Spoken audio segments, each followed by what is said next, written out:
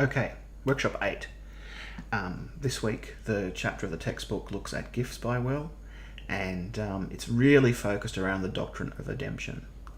So that's the main thing you need to get your head around, is the situation of, and redemption, as you'll soon find out, is where a gift is made of a particular piece of property that may have either been destroyed or that the testator may have given to someone else. So what happens if you decide to make a gift of your dining room table, your expensive dining room table, to a relative, and at some point along the line you've sold that, and what do they get? And the answer, as you'll find out, is it's technical and depends on how it's expressed. But the general rule is, if it's a reference to a specific item, the doctrine of redemption just nullifies that particular gift. So that's the core of the work this week. There's a few more pieces in there around gifts that are included, sort of miscellaneous things that are in there. The interesting one for mystery fans is the nullification of a gift where you kill a particular person. So all those situations where someone murders someone for the for something they're getting it under the will, there's actually a forfeiture for killing. Now it's hopefully unlikely to have actually occurred in practice for anyone, but it's worth knowing as well. Anything else that's in there?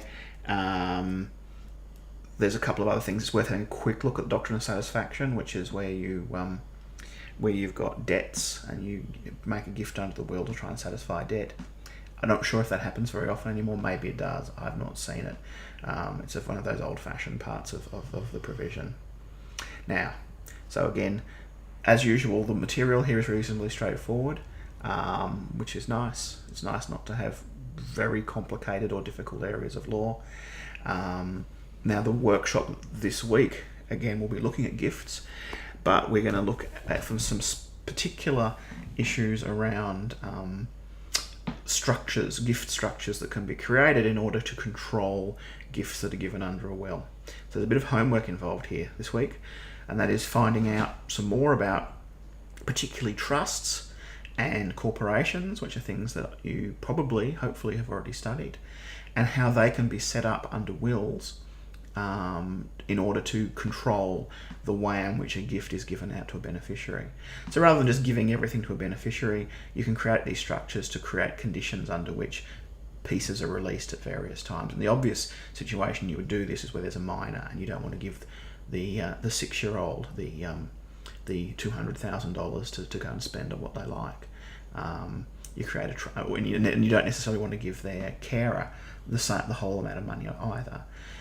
So you might want to create a trust that distributes money until the person reaches age of majority. But there are other things you can do. I mean, it's a matter of imagination, and one of the things you can do as part of your homework here is have a bit of a look around on the internet and have a look at what kind of products law firms and offer, and the kind of suggestions that are made as products can be offered to people. And it is an interesting field. One of the key things to look out for too is the way in which this can be used to minimise, to avoid, hopefully not evade, death taxes and death duties. So that's a part of it as well. Sometimes these structures are used to try and avoid, not evade, avoid. Avoidance is legal, evasion isn't. To avoid taxation and other penalties. Okay, so something to be getting on with, something to be thinking about, and hopefully a way of drawing a connection between what we've been doing in succession and those other areas of law that you've studied in the past, and to think about, well, what really do you do with a trust? And this is one good example of that. Okay.